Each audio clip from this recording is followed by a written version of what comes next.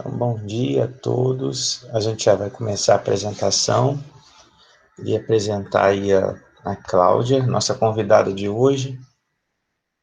A Cláudia é especializada aí nessa coisa do catéter, né? De como utilizar o catéter, qual a manutenção do catéter, como é que se faz. Agradeço, Cláudia, a sua presença aqui hoje e fico muito feliz de te rever, né? Depois de um tempo.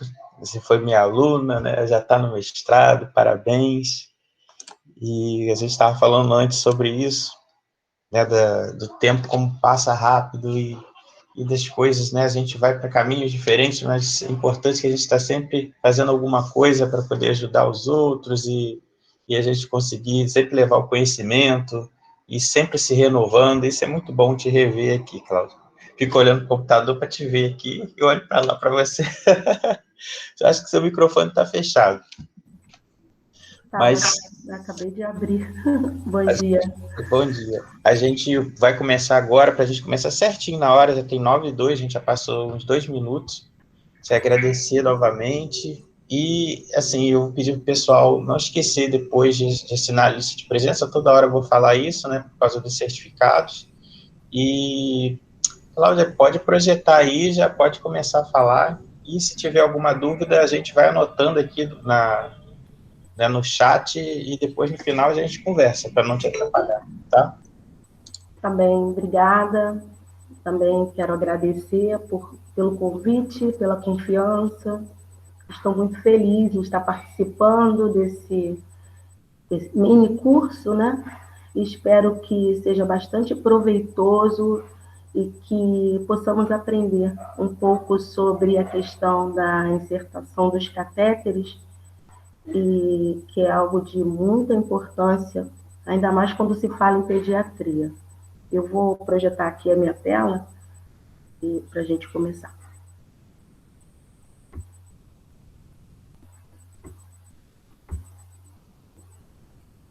Até agora tá ótimo, o áudio tá muito bom. E a projeção a gente já testou, né? Vamos ver se... Aí, ó, tá ótimo. Ah, então tá bem. Então vamos começar, mas antes de começar propriamente dito na questão do nosso mini curso,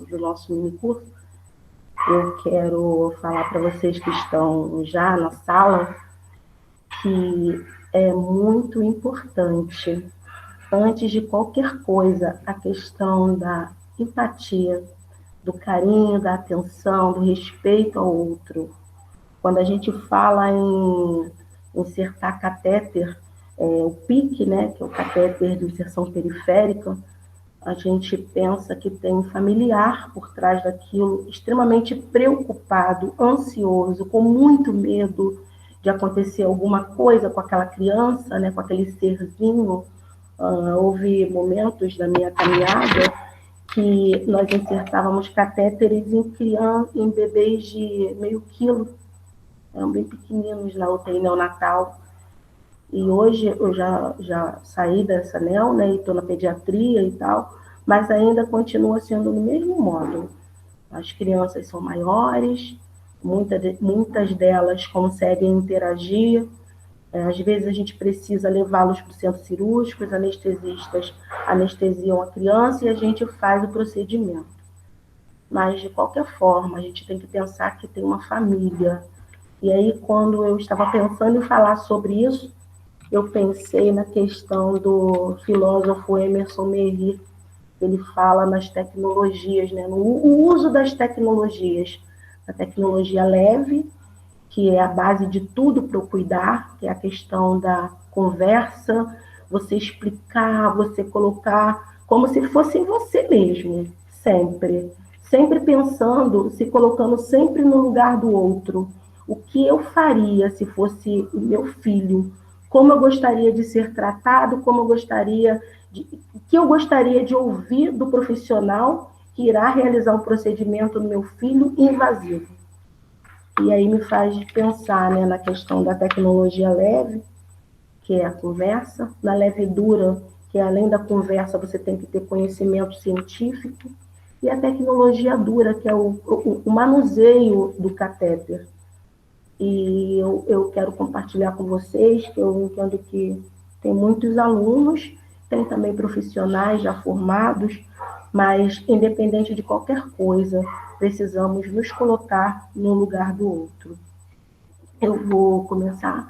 O título do meu trabalho é Enfermeiro na Praxis de Catéter de Inserção Periférica e Pediatria. Quero agradecer aos monitores, as monitoras Giovana, Gabriela e a Júlia, que nos ajudou, o professor Jorge, a minha professora orientadora Cláudia Maria Messias. Oi, Cláudia. Oi? Cláudia. A Oi. professora Cláudia tá conectada aí também, ela tá te ouvindo, só que ela tá dirigindo. Tá a sua bem. orientadora. A minha orientadora querida, que eu descobri ontem que ela é minha orientadora, porque eu estou começando hoje como mestranda da UF, muito feliz. Dobradinha de Cláudias. Sim, sim. Teremos uma dupla bem legal e eu tenho certeza que ela vai ficar muito feliz. Também quero agradecer a minha amiga Janaína Paraguaçu, que é mestranda também, ela está na sala, é a minha companheira de trabalho do INTO, e a gente tem uma afinidade muito grande. Nós começaremos a nossa conversa. Aqui. Eita. Agora foi. Eu vou começar falando sobre o que é o PIC, né? O PIC é um procedimento, na verdade, né? É um catéter central de inserção periférica e que ele é um dispositivo que é confeccionado de silicone ou poliuretano. Ele tem, em média, de 20 a 60 centímetros de comprimento, varia de 1 a 5 frentes, pode ter 1 ou 2 lumens, ele é radiopaco, ele pode ser valvulado ou não valvulado.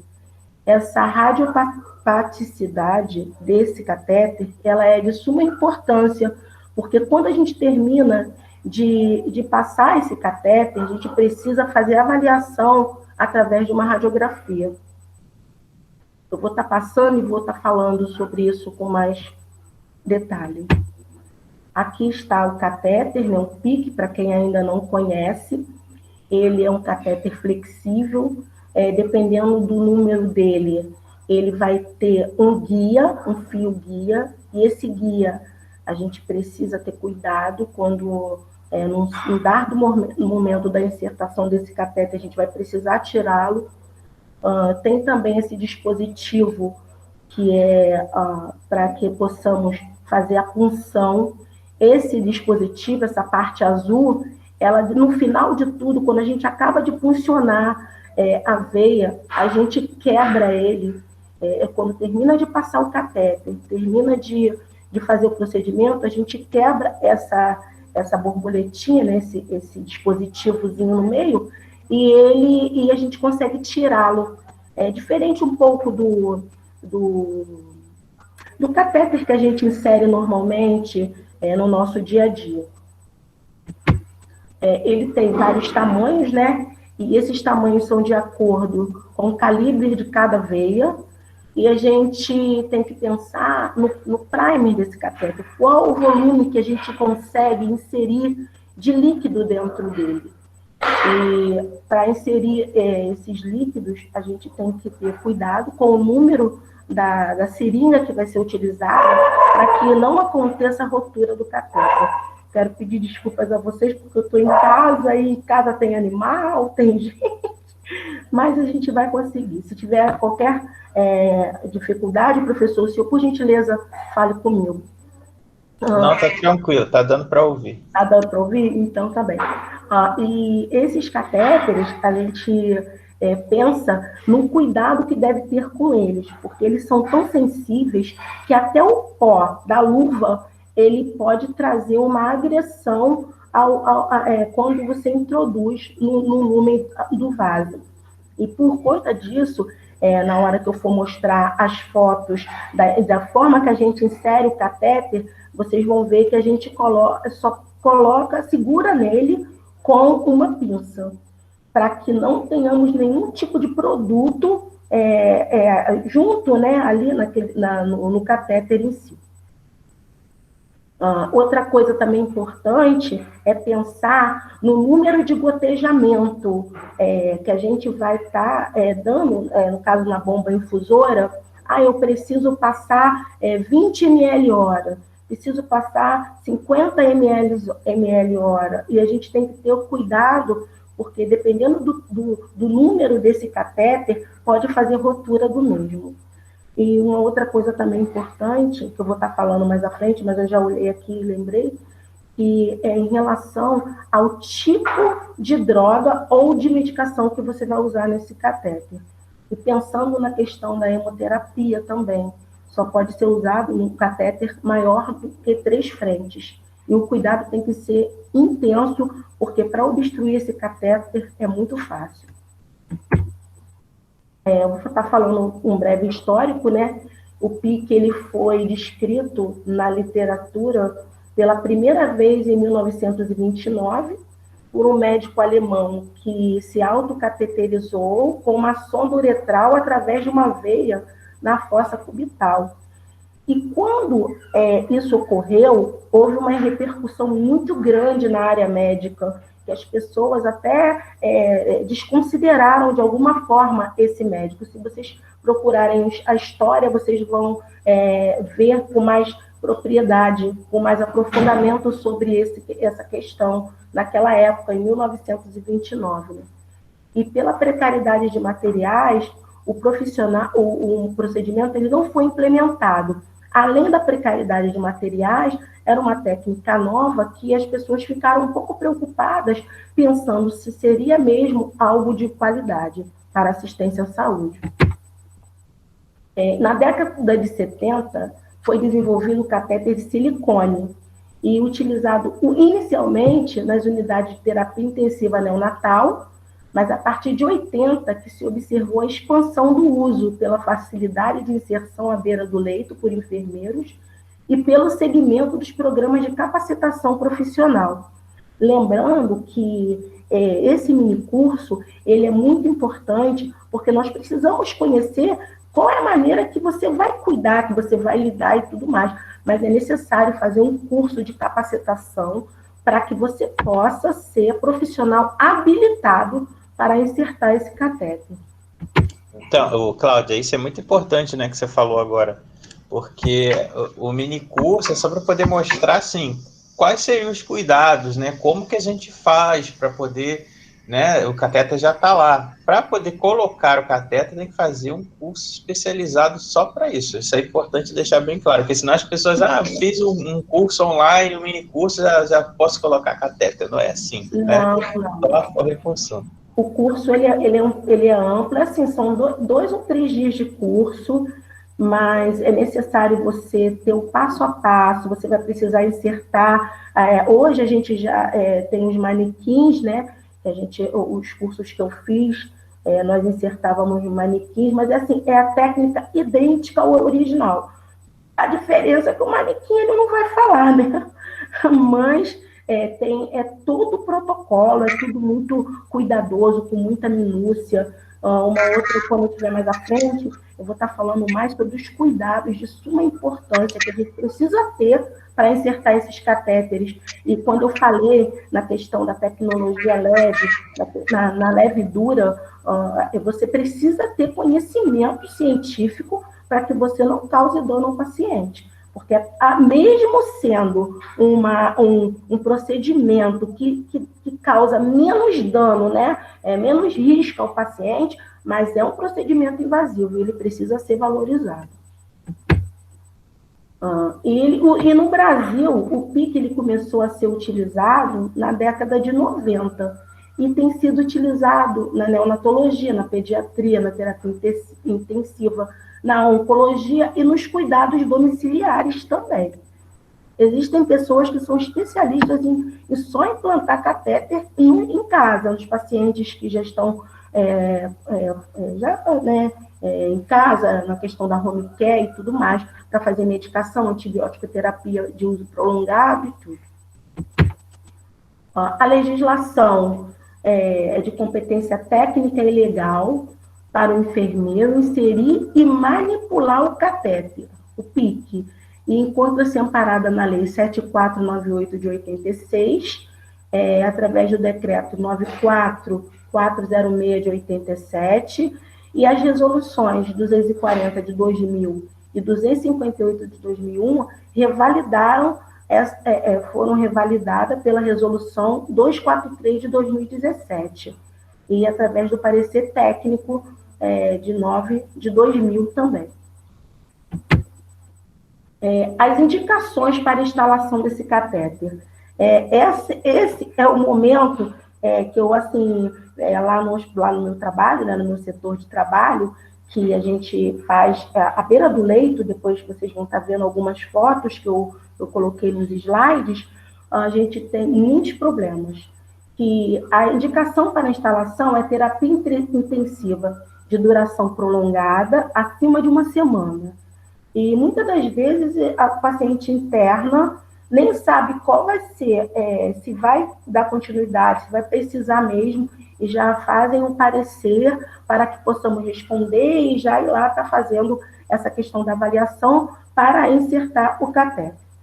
E fala de administração de droga, nutrição parenteral, com concentração elevada, né, de maior de 10 a 12%, drogas vesicantes, jejuns prolongados e pacientes portadores de enterocolite necrosante. Geralmente, na neonatal, os pacientes com essa patologia, eles ficam muitos dias, tipo, mais de uma semana sem dietoterapia, por via, ou por sonda nasogástrica, ou por via oral, ou por alguma modalidade gastrointestinal. E por conta disso é necessário, esse catéter é bem importante. As limitações, né, do catéter, uma delas é a falta da habilidade em punção venosa. Se você quer ser um bom profissional que passa um PIC bem, você tem que ser bom de veia. Ah, professora, mas eu sou ainda, estou formando, ainda estou terminando, ainda não tive uma experiência. Mas eu afirmo para você, se você começar a observar, você vai estudar. Ah, de que maneira? Olha, no YouTube, hoje em dia, é muito mais prático tudo, né? Que na época que eu comecei na enfermagem, em 1988, ainda como auxiliar de enfermagem, eu aprendi fazendo ali, e não tinha essas coisas, não tinha tecnologias que me ajudavam. Hoje é diferente. Então, tem YouTube, tem também a questão de você ver, de você ler o passo a passo. Como eu vou fazer para eu funcionar uma veia?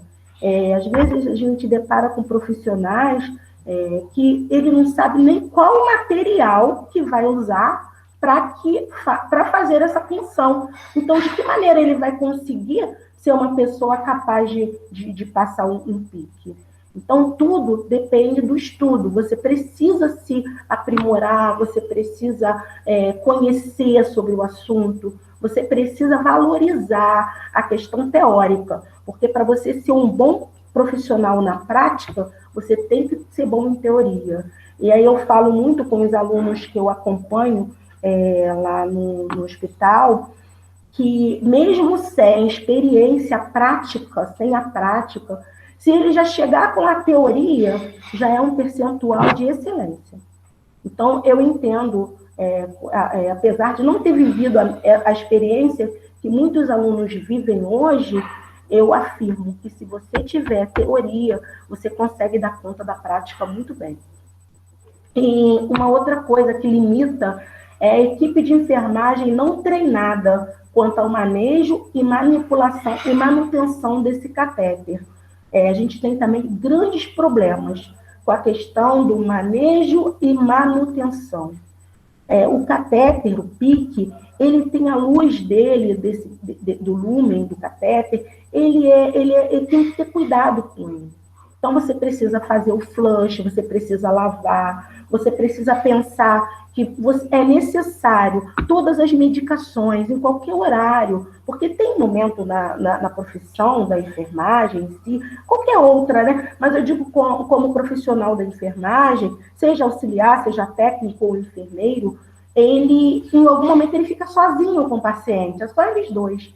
E me faz lembrar de uma professora minha do curso, quando eu fazia a capacitação para o PIC, ela falava, olha, pense que você vai estar sozinho, mas você tem compromisso em dar o seu melhor para o paciente.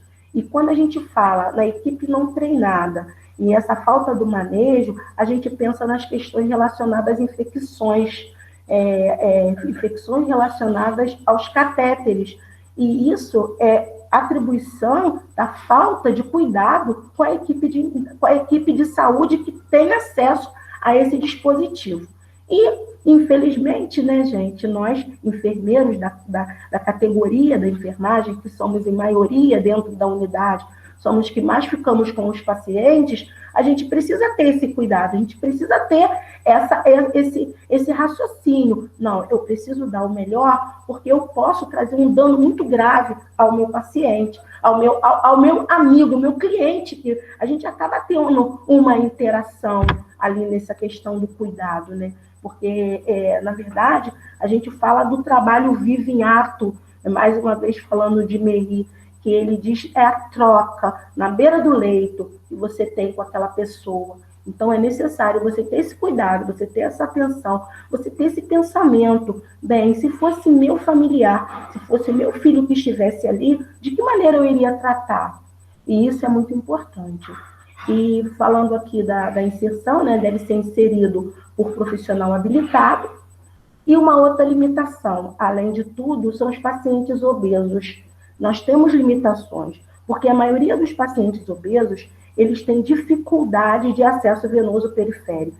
E se há uma coisa de suma importância para que você tenha sucesso nesse procedimento, é você ter uma rede venosa favorável. Uma outra limitação é a infusão do hemocomponente, que ela é recomendada apenas em catéter acima de 3 frentes. Na neonatal, é impossível você usar um catéter de 3 frentes. Às vezes, até na pediatria, a gente não consegue dar conta de usar um catéter 3 frentes. Outra coisa, como eu acabei de falar, a rede venosa não preservada. A outra situação importantíssima, essa questão da rede venosa. Que às vezes o paciente chega no hospital, principalmente a criança, e ele é todo furado, é todo peneirado. Mas se existe nessa unidade um time de catéteres, é necessário você valorizar, entrar em contato. Aí vai entrar a parte do trabalho da minha pesquisa, do meu projeto de pesquisa para o mestrado, é a questão da comunicação efetiva entre os profissionais. Aí você vai estar conversando, você vai estar entrando em contato, perguntando se vai ser necessário, se é válido você preservar um lado do membro, um membro ou alguma área a ser funcionada posteriormente, no caso da inserção do catéter. Uma outra coisa também que causa uma certa dificuldade, né, que limita bastante a inserção é a desidratação. Paciente desidratado, na verdade, até com acesso periférico simples, com um catéter 24, de número 24, que é aquele bem pequenininho, né, bem fininho, você tem dificuldade. Antigamente, eram os scalpes de número 27. Professor Jorge, eu tenho certeza que ele não é dessa época de catéter de scalp 27, aquele muito pequenininho, que é a borboletinha dele, né, o hub, ele é... Eu acho que sim. Eu já vi sim pediatria na época que eu dava aula no hospital, mas tudo bem. Ele é bem pequenininho, até assim, para você funcionar uma veia de um bebezinho desidratado, até com esse dispositivo mínimo, você tem dificuldade. Uma outra coisa, o paciente edemaciado em anasarca, ou qualquer tipo de edema, se for na localização onde você acha que dê para essa punção, também você é limitado. Então, já são pacientes que já são descartados da hipótese desse tipo de procedimento. Uma outra coisa são pacientes com lesões cutâneas. Na minha unidade de trabalho, a gente recebe muito paciente com dermatite atópica. A dermatite atópica, ela causa uma lesão de pele muito feia, muito ruim. e por conta disso a gente tem dificuldade. Então já é outro paciente descartado da questão da inserção do catéter. E aí a gente tem que estar conhecendo, tem que estar sabendo sobre isso. Por isso a importância desse mini curso, achei bem bacana, que você já vai chegar na unidade conhecendo sobre um pouco sobre o assunto. Não que você já esteja habilitado para insertar o catéter, mas você tem condição de estar contra-argumentando, de estar conversando sobre o assunto. As vantagens, né? Ele preserva a rede venosa, né? Ele tem menor risco de infecções, traz menor risco de infecção, né? E ele tem a menor restrição de mobilidade. Porém, entre aspas, essa menor restrição de mobilidade. Porque se você precisa, se o catéter não for valvulado, que os catéteres simples, muitas das vezes eles não são valvulados. E aí precisa estar ali sendo infundido algum percentual, né, 1 ml hora, 2 ml hora, para que possa manter férreo esse catéter, senão eles podem obstruir. A gente já teve algumas experiências que os catéteres que não são valvulados, se você não manter ele perde o tempo inteiro, ele faz obstrução, você perde o catéter. E pensando também no custo, né, que é um material de custo bem elevado, ele não é barato, PIC. E na média de preço, a menina da administração lá do hospital, ela estava me falando que cada kit é uma média de 300 a 400 reais. Mas isso é o simples, não é o catéter que a gente... um outro modelo de catéter que até usa lá na minha outra instituição. E eu acredito que seja mais caro. Eu não sei o preço, mas eu sei que é bem caro. E a gente tem que ter esse cuidado, né, gente? Porque, na verdade, é tudo nosso. Somos nós quem pagamos os impostos, somos nós que suprimos, né, a necessidade do sistema único de saúde através de tudo que a gente contribui. Então, a gente precisa valorizar, pensando, isso aqui também é meu, então eu tenho que ter cuidado com isso. Que as pessoas acham que só porque, não, isso não é meu, não custou meu dinheiro, custou sim o seu dinheiro e o meu. Então, a gente precisa ter cuidado com isso. E também ele faz a diminuição da dor e desconforto, né? Porque as questões das punções, elas são muito doloridas, dói muito. Eu sou muito ruim, a rede venosa não é muito favorável, e às vezes que eu precisei estar hospitalizada, né? Graças a Deus, só quando eu tive meus filhos, que foram muitos, inclusive, eu passei um sufoquinho, porque dói muito, é muito complexo. Então, a gente tem que ter esse pensamento, que quando você consegue passar um pique no paciente, você vai ver que ele vai ficar bem, vai dar uma qualidade de vida para ele, né? Para ele não ficar com aquela coisa da dor e tudo mais. E a outra vantagem é que é uma inserção segura. Eu não vou precisar de anestésico, dependendo de alguns casos, né? Que a gente estipula os pacientes menores de 7 anos, se for necessário, a gente pede o anestesista para fazer um anestésico leve, para que possamos fazer o procedimento. Mas, na maioria das vezes, a gente faz na beira do leito.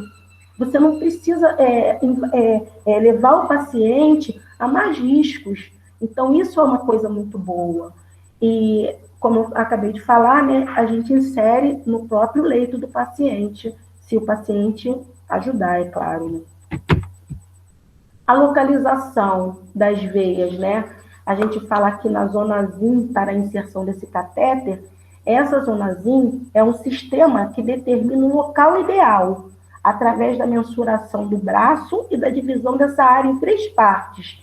E tem como referência anatômica o início do epicôndilo medial do úmero e, como final, a linha axilar. E aí é o melhor local para a inserção do catéter. Mas, se possível, geralmente é usado quando é a técnica modificada, que fala-se técnica de Seldinger. Essa técnica ela é uma técnica diferenciada para a inserção do catéter, ela é guiada por ultrassom, é o meu sonho de consumo, na verdade, né, gente? Eu fiz o curso de PIC da punção direta e o guiado por ultrassom. Nossa, que maravilha! Ainda não tive o privilégio, né, de ter esse material por enquanto, mas eu tenho certeza que isso vai acontecer, a gente vai conseguir alcançar esse padrão, que é a melhor maneira que tem de você funcionar, de você passar um catéter no paciente, você passa lá o ultrassom, você visualiza a veia e é maravilhoso, mas isso já é uma outra situação, uma outra aula, que no caso tem que ser comentada, porque é bem complexo, são muitas etapas, né? E as considerações anatômicas, né?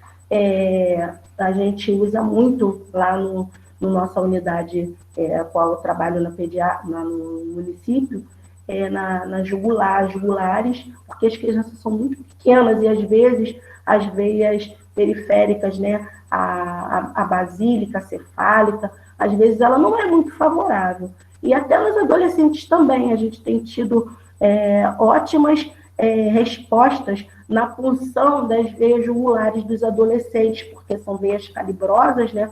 São boas e a gente consegue dar conta e traz até menos ansiedade, por incrível que pareça, para esses pacientes.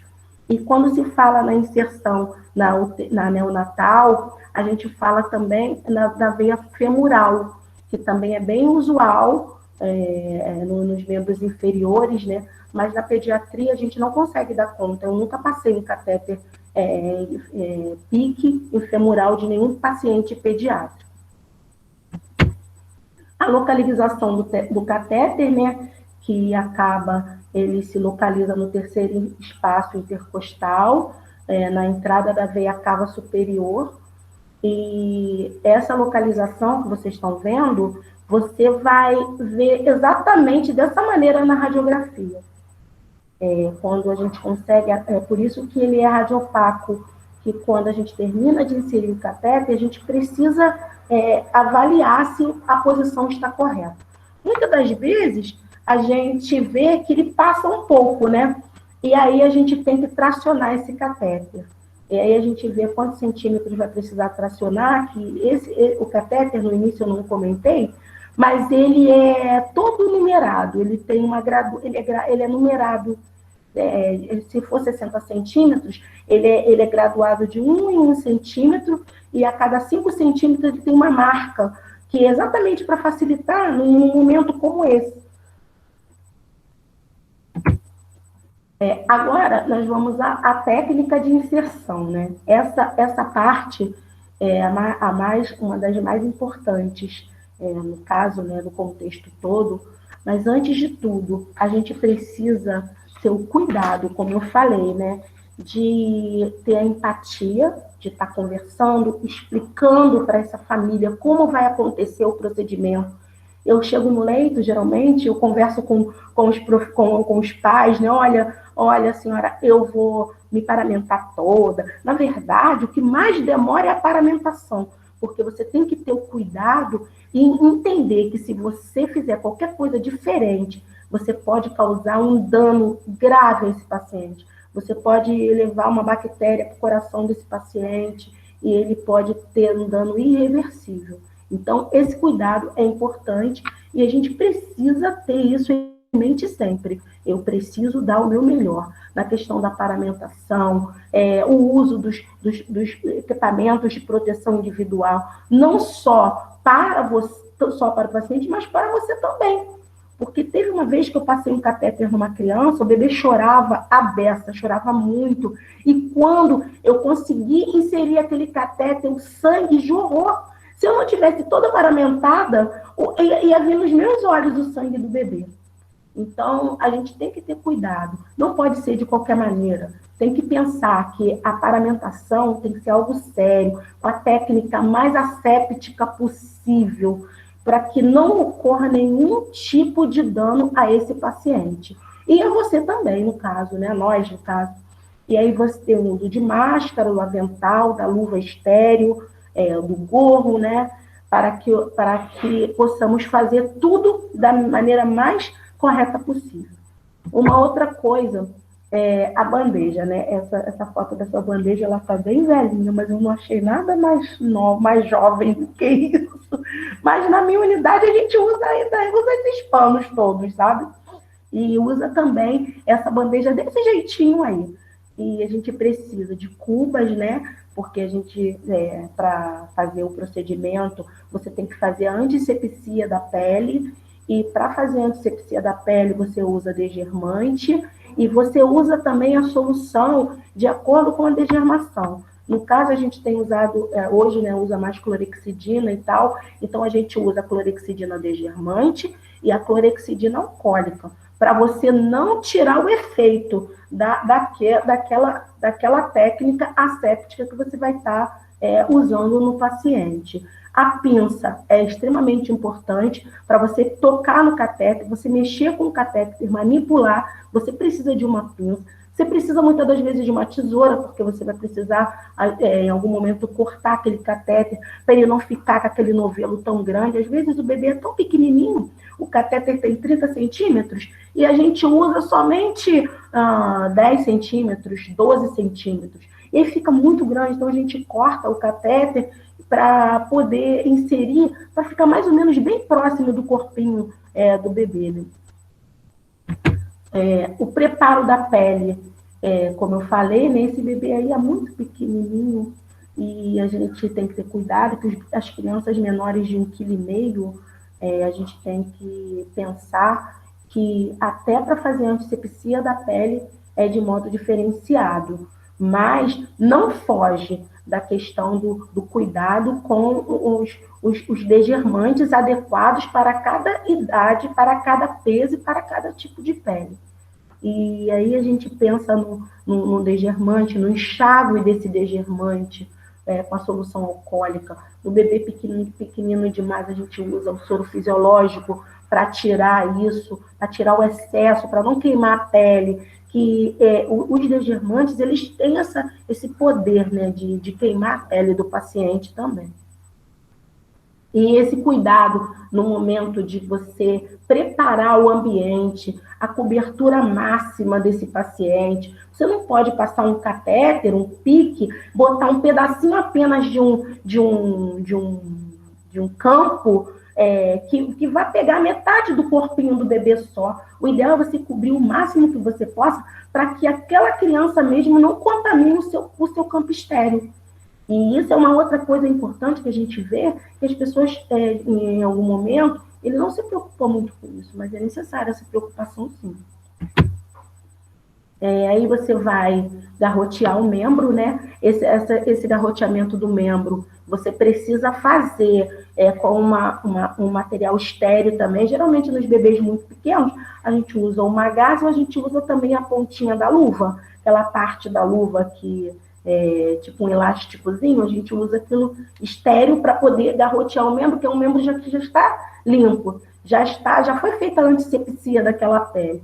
E no momento da punção, quando vier o sangue, você introduz uma parte do catéter e aí você vai tirar o guia, que é a agulha introdutora, e aí vai ficar somente aquele dispositivozinho que ele além de ser maleável, ele é de um plásticozinho, um poliuretano, no caso, né?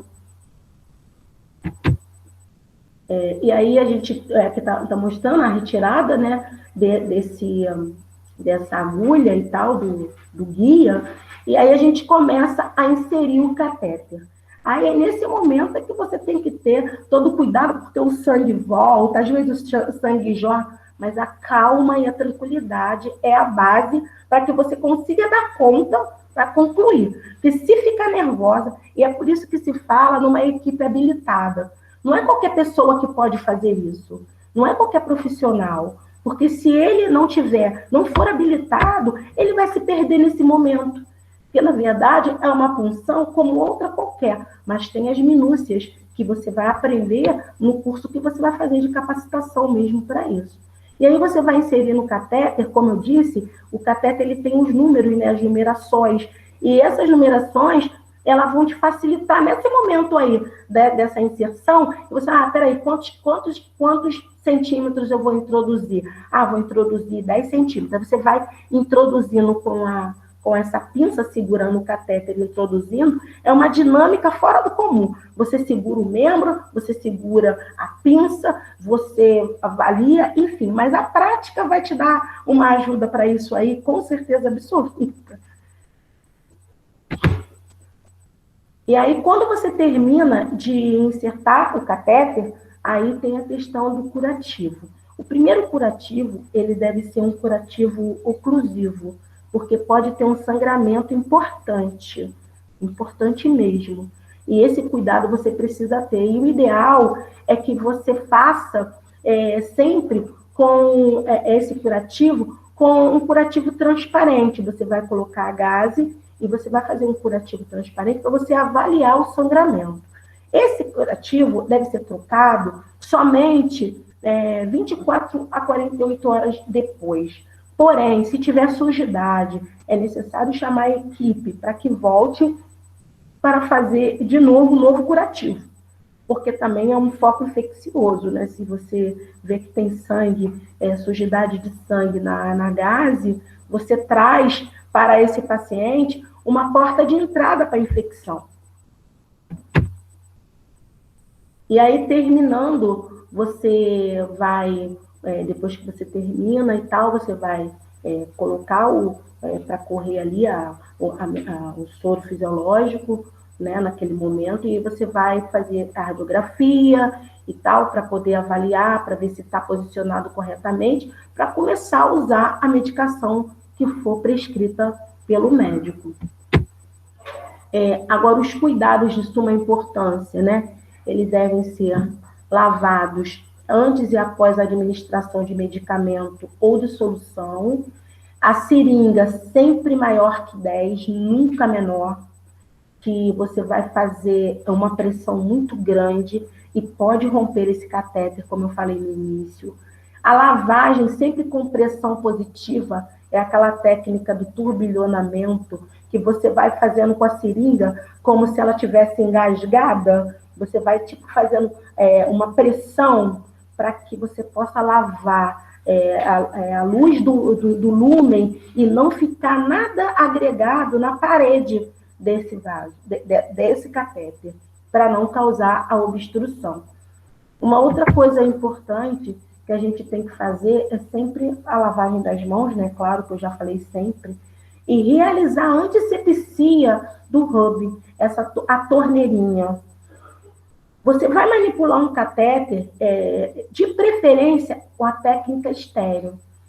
Na unidade que eu trabalho, a gente usa a técnica estéreo mesmo, com luva estéreo, tudo certinho, para que não tenha nenhum risco de causar dano. E aquelas torneirinhas, aquelas válvulazinhas que prende a torneirinha, que a gente geralmente, né, antigamente eu via muito, a gente colocava dentro do penduradinha, ou na beira do leito, do lado da cama do paciente. Isso tudo é uma coisa muito ruim, não pode acontecer. E se você vê, por gentileza, jogue fora, tá? Não deixa. Não deixa. Não, mas jogou fora sim, joguei, porque tem que ser uma coisa que é renovada o tempo inteiro. Usou, abriu ali aquele catéter para você usar a medicação, quando terminar, você não reutilize, porque você pode trazer um risco de infecção para o paciente. Outra coisa, a troca do curativo, né? Como eu falei, ele deve ser trocado conforme o protocolo da instituição, de 24 a 48 horas, na primeira troca. E uma outra coisa, antes de seguir nessa etapa, né? Deixa eu voltar aqui. Essa troca, nos demais dias, ela vai ocorrer numa média de 7 dias, se for o dispositivo transparente, se for o material transparente que você possa visualizar. Se você vê que tem foco infeccioso, se você vê que está avermelhado, hiperemiado e tal, você comunica, porque a retirada desse catéter vai ser necessária em algum momento. Os registros envolvidos, né? Lá na nossa unidade a gente usa a prescrição médica, que eles fazem esse pedido através de um parecer e a gente responde esse parecer, a prescrição de enfermagem. Na evolução da enfermagem, é necessário você colocar, você descrever. Na anotação da enfermagem, que é realizada pelo técnico de enfermagem, e tudo que você vai fazer com o paciente, você precisa do termo de consentimento livre e esclarecido, que é através da resolução 466 de 2012, que toda pesquisa você precisa da autorização documentada. E essa documentação, esse documento é importante, que às vezes o acompanhante fala para mim, ué, mas por que você está mandando eu assinar isso? Ah, porque, olha, senhora, qualquer procedimento, por mais simples que ele seja, ele pode trazer algum dano ao paciente. E você precisa estar ciente disso. Aí entra a questão da conversa, a questão da comunicação efetiva, né? E quando você expõe ao paciente, ao acompanhante, tudo aquilo que você vai fazer, você consegue tranquilidade para dar conta de realizar o procedimento com o apoio da família, que é muito importante na pediatria. Enfim, deixa eu ver aqui se eu terminei. Finalizando já, gente. Dá até pena que tá tão boa a conversa. São as minhas referências. E aqui a minha realidade em verde, né? Na beira do leito, punção direta, aquela loucura. Essa punção foi de um menino, um adolescente, e ele ajudou bastante. Eu falei com ele antes, olha, meu filho, eu vou cobrir você, encher você de pano, mas fique tranquilo, que o negócio maior é só essa panarada toda, para dar uma relaxada e tal. E aí ele ficou direitinho, a gente conseguiu, foi uma punção com muito sucesso, foi excelente. E o outro curso que eu fiz, né, que é o curso de pique guiado por ultrassom, que é o meu sonho, meu desejo, e eu tenho certeza que a gente vai conseguir alcançar isso. E é isso, gente. Muito obrigada. Espero que vocês consigam ter alguma coisa de bom através dessa nossa conversa. Muito obrigada. Muita coisa, né, Cláudia? A gente aprendeu muita coisa. Eu não sei desse ano, mas a gente viu né, quando que usa o PIC, quais as recomendações, né, para uso, que medicamento muito vesicante, né, quando a pessoa ela tem uma necessidade, ela está muito tempo sem se alimentar. A gente viu algumas limitações, né, do que não dá para fazer. Isso é muito importante. Vimos que é necessário um treinamento e um curso específico para isso, né, que tem um certo número de horas, e muito bom mesmo a gente rever isso e ver ali os cuidados, né, que são necessários. Ia te perguntar, Cláudia, assim, se existe alguma situação, você tem até falado, mas que você possa perder esse catéter aí caríssimo, quando a pessoa estivesse fazendo lá, o que pode levar a pessoa a perder, se acontece isso? Tipo, perder o catéter porque fez alguma coisa incorreta. Tem alguma situação que possa levar à perda do catéter? Sim, professor. Tem muitas situações. Uma delas é a tração, é tracionar o catéter. Uma coisa que a gente, eu não comentei, mas foi até boa pergunta para eu poder estar endossando toda essa minha fala, que o enfermeiro ele tem que ter cuidado com a questão da fixação dos catéteres. O pique, você não dá ponto nele. Ele é preso através de um dispositivo que você tem que trocar de alguma forma, porque senão ele traz uma contaminação para o paciente. E, no geral mesmo, é só aquele curativo básico, com o tegaderme e apenas isso. Então, quando você vê que a fixação ela não está 100%, você, com certeza absoluta, você tem um grande risco desse catéter perder o catéter na tração dele. Ainda mais em criança, que muitas das vezes eles põem a mão. Quantas das vezes eu já peguei criança assim, com a mão querendo arrancar aquilo? Não, meu amor, por favor, mãe, segura a mãozinha dele, por gentileza. E só fica preso ali pelo tegaderme, uma fita, né? Então é fácil de puxar. Muito Mas assim, fácil. quando o profissional está colocando lá, se ele contaminar, perder o catéter, né, se o guia saiu do lugar, alguma coisa na hora de colocar pode fazer perder ou não? Sim, com certeza. Teve um dia, já aconteceu algumas vezes, né, que o cateter caiu no chão. Ah, meu Deus. Olha, é triste. Olha, R$ 400. o que? Ai, gente, desculpa, eu para minha enfermeira, para minha diretora, chefe, o catéter caiu no chão. E você manda buscar correndo outro, que geralmente fica naquelas guardadas 7 chaves e tudo mais, né? Como todo mundo sabe do que é uma coisa bem cara numa unidade hospitalar, de que maneira que ela fica. E assim aconteceu, já caiu no chão, já aconteceu da gente funcionar e a função não ser efetiva, você não conseguir e você ter que refuncionar e não poder usar aquele material porque você já contaminou ele de alguma forma. Uhum. Então, várias Até com a situações. luva, né, que você falou, o talco da luva. Sim, se você colocar a mão no catéter, se você tiver consciência, você contamina aquele catéter. Então você não pode, porque o talco da luva ele vai fazer algo na luz do vaso do paciente. Vai trazer uma irritabilidade na luz do vaso. E essa irritabilidade é impressionante. Eu tive também uma experiência assim, que eu vi um catéter que você, por fora, você olhando pela pele do paciente, tipo assim, todo empermeado na direção do catéter, né? Por onde o catéter passava, era todo empermeado. Eu falei, bom, esse catéter aqui, certamente alguém colocou a mão nele. Já é sinais de Sim, logísticos, né? sinais Sinal de logísticos inflamação. que provocam por conta do talco. Uhum. É isso. E é interessante também que quando a gente viu a posição anatômica, né, onde fica, porque as soluções mais vesicantes, né, aquelas que irritam mais, elas vão lá para os vasos mais profundos, né? Então, com certeza, tracionando vai para um vaso menor e poderia dar até algum problema, o medicamento mais forte, né, concentrado, indo para um vaso menor. Por isso que ele é bem grande, né? Sim, hoje em dia tem alguns estudos que falam do catéter midline, que é na metade do caminho.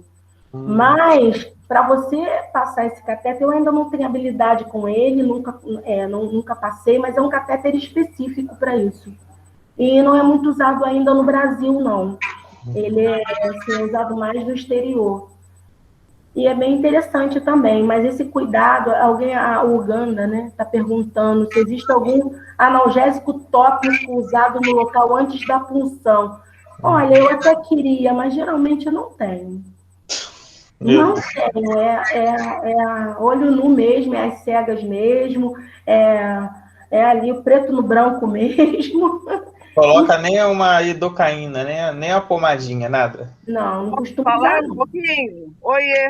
Oi, Oi, Cláudia. professora. Oi, minha, Cheguei minha... aqui, desculpa, gente. Bom dia, desculpe o atraso. Estava vindo da maternidade Leila Diniz, cheguei aqui, vou fazer uma visita aqui na UTI e acabei não podendo entrar. Parabenizando Cláudia pelo excelente trabalho, oportunizando a gente aqui com a sua experiência.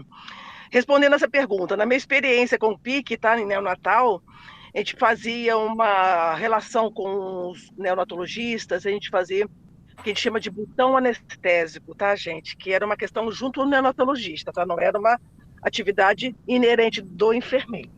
A gente diluía 0,01 de lidocaína, 2%, para 1 ml de água para poder fazer esse primeiro botãozinho de entrada do catéter, tá? Isso era uma correlação com os neonatologistas, isso não é um protocolo, tá? Para a gente estar minimizando. A Cláudia não tem experiência, né? Porque o serviço dela não faz, mas no meu serviço, quando eu fazia, eu tinha essa possibilidade. Isso não é uma regra, isso é uma relação de discussão entre os profissionais para dar conta dessa questão da dor, principalmente neonatal, tá? Então a gente fazia essa quantidade. Cooperação, né? Era uma cooperação multiprofissional lá. Perfeito, para que desse conta dessa questão da dor e minimizasse, principalmente prematuros mais extremos, né, que a gente sabe que tem toda uma questão dolorosa, não mensurada, que aumentava a frequência, aumentava a condição hemodinâmica dele, e a gente não queria isso naquele momento, a gente queria ele mais calmo possível. Então a gente tinha essa experiência. Não é assim em todas as unidades, não deve ser assim. A discussão precisa acontecer, tem que ter os prós e os contras, os benefícios e os riscos, para sim entender que é importante e deve ser feito. Eu queria que a Claudinha falasse a questão da inserção, Cláudia, sobre a equipe, que normalmente a gente faz a inserção em dupla, né? Não é isso que a gente tem que fazer, só para você comentar essa questão. Sim, sim. O ideal são os 2 enfermeiros habilitados, porque se um não dá conta, o outro pode entrar em cena e dar sequência ao procedimento. Porém, é um pouco difícil isso. Na realidade, na prática diária, na minha prática, alguns profissionais são realmente habilitados, outros não. E aí você acaba sendo a responsável principal pelo procedimento. Tem um apoio, sim, porque se você tem a técnica séptica, se você tem algum suporte para pegar alguma coisa ou outra, já é uma coisa boa. Mas quando você está em dupla, é o ideal, é o que se fala, até no curso, ele enfatiza bastante essa questão da dupla, os 2 profissionais serem habilitados. E você nunca consegue dar conta, pelo menos eu nunca consegui, de passar um pique sozinho, nunca. Sempre com alguém. Sempre com suporte, até para não ter risco de contaminar, né? E é isso. E aqui a Fernanda está perguntando quais os cuidados que se deve ter nas trocas dos curativos, o que fazer em caso de retração do catéter. Em caso de retração do catéter, não pode reinserir o catéter, de jeito nenhum. Tem que fazer uma nova radiografia. Se ele estiver fora da posição, vai ter que tirar esse catéter. Ele não pode manter, não pode introduzir novamente. E aqueles cuidados básicos, né, Cláudia, que você falou, que seria a limpeza com álcool 70, né, daqueles conectores. Sim, esse é extremamente importante. Além da limpeza com álcool 70, o cuidado da técnica asséptica na hora que você vai manipular esse catéter. Com a luva estéreo, fazendo uma barreira com álcool 70, que são coisas importantes. Você não vai pegar no catéter com a mão, de qualquer maneira, porque você pode causar um dano para o paciente. É a porta de entrada potencial ali de bactérias no ambiente contaminado. Então é isso, né? A gente tem bastante informação aqui. Agradecer a você, Cláudia, a professora Cláudia também que está aí, e a gente vai deixar depois o vídeo, né? Todo mundo espero que tenha preenchido a lista de presença. A gente teve um problema aí, questão do e-mail, que foi praticamente automático com o horário errado, mas a gente teve aluno aqui, agradecer a participação de vocês. Depois o vídeo vai ficar lá no nosso canal, vocês podem se inscrever lá, quem quiser, no nosso canal, sempre vai ter mini curso. Próximo, a gente vai ter uma palestra semana que vem sobre o papel social, né, do idoso, quando já está na terceira idade, e qual a função, né, dele na sociedade, como é que fica, como que a nossa sociedade encara as pessoas mais velhas. Vai ser um bate-papo, aí se vocês quiserem também participar, é só se inscrever, a gente avisa anteriormente. A gente está colocando os links sempre antes, para poder o Google não derrubar. Então, tem que ser 1 hora antes, a gente não consegue enviar mais um dia antes. Mas aí, Cláudia, deixa eu te agradecer, foi muito bom te ver, a gente teve bastante conteúdo, daqui a pouco a gente vai voltar a falar aqui em off, mas parabéns, viu, fico feliz em te rever, tá aí fazendo a pesquisa relacionada a essa coisa da comunicação, né, na pediatria, né, com o uso desse catéter. A gente aprendeu várias coisas hoje aqui, fico muito feliz de te ver. E agradecer a professora Cláudia também, que fez essa ponte aí para chamar a Cláudia, aluna dela. Um monte de Cláudia. E semana passada a gente teve o curso de radiologia, ou radioterapia, acho que era radioterapia. E também foi Cláudia. Então a gente teve 3 Cláudias até agora. Mas vou te ver. Agradecer a presença de todos, das monitoras, da Amélia que está aí, minha colega Amélia. E é isso. Espero que vocês tenham gostado.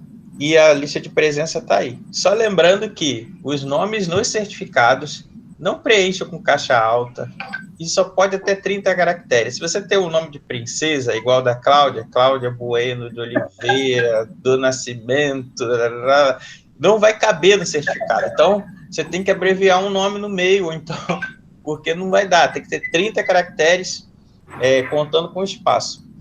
Mas é isso, gente. Então, espero que vocês tenham gostado e agradeço a presença de todos aí. Até o nosso próximo encontro, que vai ser semana que vem. Então, se liga aí nas nossas redes sociais para ir acompanhando o que está acontecendo, tá? Um grande abraço. Valeu, Cláudia. Obrigadão. Muito obrigada por participar desse momento com vocês. Bom dia para todos. Bom dia. Tchau. Tchau.